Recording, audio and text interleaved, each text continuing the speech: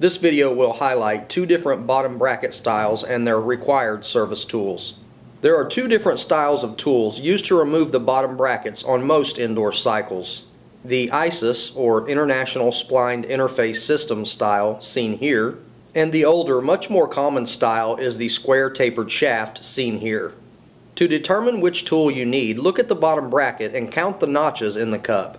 Seen here is an example of both styles side by side for comparison.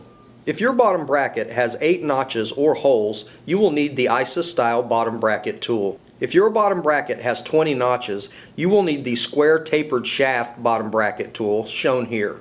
The tools may also be labeled 3/8 or 1/2 inch. This is the shaft size for attachment to a ratchet handle. It is not related to the bottom bracket size or bottom bracket type. This completes the video.